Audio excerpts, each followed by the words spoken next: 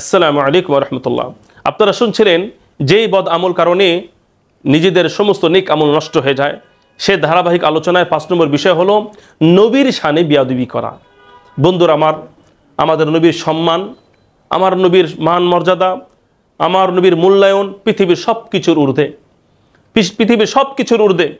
আল্লাহ তাআলার কাছে সবচেয়ে প্রিয় ব্যক্তি যিনি, যার ব্যক্তিত্ব আল্লাহ তাআলার কাছে সবচেয়ে প্রিয়, তিনি আর কোনো নবী নন, আর কোনো ব্যক্তি নন, তিনি হলেন হযরত মুহাম্মদ মুস্তাফা সাল্লাল্লাহু আলাইহি ওয়াসাল্লাম।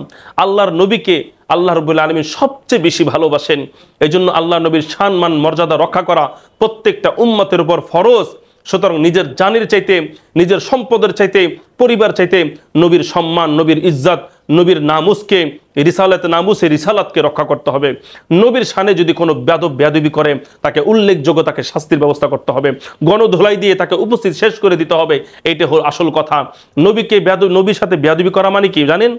নবীর সাথে বেয়াদবি করা মানে হলো তার পরিবার নিয়ে কুরুচিপূর্ণ কথা বলা, তার আদর্শকে নিয়ে কুরুচিপূর্ণ কথা বলা, তার আদর্শকে ঠাট্টা করা, তার সুন্নাতকে তুচ্ছ জ্ঞাপন করা।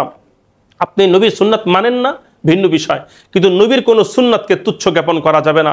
নবীর পরিবার স্ত্রীর দিকে নিয়ে কোনো খারাপ বিরূপ মন্তব্য করা যাবে না। নবীর কোনো আদেশ নিষেধকে নিয়ে ঠাট্টা করা যাবে না। এমন কোনো ব্যবহার নবীর সাথে করা যাবে না, এমন কোনো কথা বলা যাবে না যেটা নবীর সম্মান হানি হয়, নবীর সম্মান কমে যায়। নবী যদি বেঁচে থাকতেন, সেই কথা যদি শুনলে তিনি কষ্ট পেতেন, এমন ধরনের কোনো কথা উচ্চারণ করা যাবে না। এটা কোনো মানুষের কথা নয়, এটা আমি মোল্লার কোনো কথা নয়, এটা হল আল্লাহ রাব্বুল আলামিনের কথা। আল্লাহ রাব্বুল আলামিন সূরা হুজরাতের 2 নম্বর আয়াতে স্পষ্ট করে বলে দিয়েছেন, ইয়া আইয়ুহাল্লাযীনা আমানু লা তারফাউ আসওয়াতাকুম ফাওকা সাওতিন নবী ওয়া লা তাজহারু বিল কওলি কাজাহরি বা'দিকুম লিবা'দ।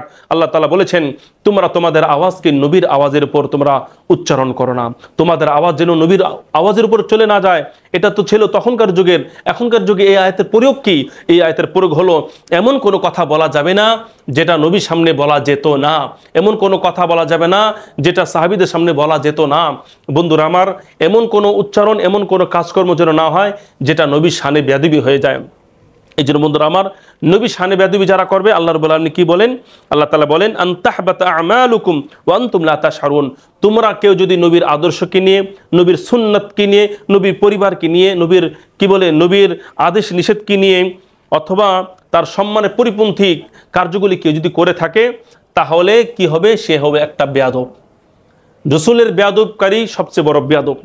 পৃথিবীর বুকে মা বাবার সাথে যারা বেয়াদবি করবে, এদের চাইতে সবচেয়ে বড় বেয়াদব হলো ওই ব্যক্তি যে রসুলের শানে, রসুলের মানে, নবীজির মর্যাদায় যারা বেয়াদবি করবে। এই বেয়াদবের একটাই শাস্তি, সেটা হলো ফাকতুলু, তাকে গণহত্যা করে বা অথবা রাষ্ট্রীয়ভাবে তাকে হত্যার ব্যবস্থা করা। এই জন্য বন্ধুরা আমার, আপনি যদি নবীর সম্মান যদি রক্ষা করতে না পারেন, বুঝতে হবে আপনার আমার ঈমান দুর্বল হয়ে গেছে। আপনার সামনে যদি নবীকে কেউ গালি দেয়, বুঝতে হবে আপনার ঈমান চলে গেছে। আপনি যদি প্রতিবাদ না করেন, আপনার ঈমান নেই, এটা আপনার বুঝে নিতে হবে। আর যদি আপনার সামনে যদি নবীকে কেউ তুচ্ছ জ্ঞাপন করে, নবীকে নিয়ে যদি কেউ গালি দেয়, নবীর রিসালাত নিয়ে কেউ যদি ঠাট্টা করে, পরিবারকে নিয়ে যদি কেউ ঠাট্টা করে, আর তখন যদি আপনার ভিতরের আগুন, ক্রোধের আগুন যদি ধাউ ধাউ করে জ্বলে, আপনি যদি নিজের হাতকে কন্ট্রোল করতে না পারেন, নিজের পাওকে কন্ট্রোল না করতে পারেন, আর ওই বদমাইশ বেয়াদবের উপর যদি ঝাঁপিয়ে পড়েন, তাহলে ইনশাআল্লাহ এতে বোঝা যাবে আপনার ঈমান 100% পরিপূর্ণ রয়েছে। হয়তো আপনি নামাজ পড়েন না, কিন্তু রসুলের ভালোবাসা রয়েছে। রসুলের ভালোবাসা শুধু রবিউল আউয়াল মাসে প্রকাশ করলে হবে না, সারা জীবন রসুলের ভালোবাসা প্রকাশ করতে হবে। যখনই নবীর শানে কোনো বেয়াদবি সংগঠিত হবে, তখনই তার প্রতিবাদ করতে হবে। এই জন্য বন্ধুরা আমার, আল্লাহ রাব্বুল আলামিন কোরআনে বলেন, তার আমল তো ধ্বংস হবেই, শুধু তাই নয়, যে ব্যক্তি রসুলের শানে বেয়াদবি করবে, রসুলকে যারা কষ্ট দেবে, তাদের উপর আল্লাহ তাআলার লানত, তাদের উপর আল্লাহ তাআলার অভিশাপ। তারা যতদিন দুনিয়া থাকবে তাদের উপর অভিশাপ থাকবে। তারা যখন কবরে যাবে, তাদের উপর আল্লাহ তাআলার অভিশাপ। তারা যখন পরকালে যাবে, তাদের উপর আল্লাহ তাআলার অভিশাপ। তাদের জন্য আছে লাঞ্ছনাদায়ক অপমানজনক শাস্তি। আল্লাহ তাআলা বলেন সূরা আহজাবের 57 নম্বর আয়াতে, ইন্নাল্লাযীনা ইউযুনাল্লাহা ওয়া রাসূলাহু লা'আনাহুমুল্লাহু ফিদ দুনিয়া ওয়াল আখিরাহ ওয়া আ'আদ্দা লাহুম আযাবাম মুহিনা। আল্লাহ তাআলা বলেন, যারা রসুলের শানের ব্যাপারে কুরুচিপূর্ণ কথা বলে, যারা নবীর শানে নবীকে কষ্ট দেয়, নবীর মানে যারা রসুলকে কষ্ট দেয়, যারা আল্লাহকে কষ্ট দেয়, এই কষ্ট যারা দেবে, আল্লাহ তাআলা বলছেন লা'আনাহুমুল্লাহু ফিদ দুনিয়া ওয়াল আখিরাহ, দুনিয়া এবং আখিরাতে তাদের উপর লানাত। ওয়া আ'আদ্দা লাহুম আযাবাম মুহিনা, আর তাদের জন্য হলো লাঞ্ছনাদায়ক শাস্তি। এই জন্য বন্ধুরা আমার, আপনি যদি মুসলমান হয়ে থাকেন, আমি যদি মুসলমান হয়ে থাকি, এখন থেকে কসম করে প্রতিজ্ঞা করতে হবে, রসুলের শানে যদি কেউ বেয়াদবি করে তাহলে এটা শুধু মিষ্টি ভাষায় নয়, বরং কঠিন আকারে কঠিন আকারে রক্তকে গরম করে এটা প্রতিবাদ করতে হবে। এবং গণ সমাবেশের মধ্যে ওই লাঞ্ছিত বেয়াদবকে লাঞ্ছিত করে তাকে কি করে দিতে হবে, দুনিয়া থেকে বিদায় করে সারা পৃথিবীর মানুষকে এই মেসেজ দিয়ে দিতে হবে যে আমরা সব কিছু মেনে নিতে পারি, কিন্তু নবীর শানে বেয়াদবি আমরা মুসলমানরা মেনে নিতে পারবো না। ওমা তাওফিক ইল্লা বিল্লাহ।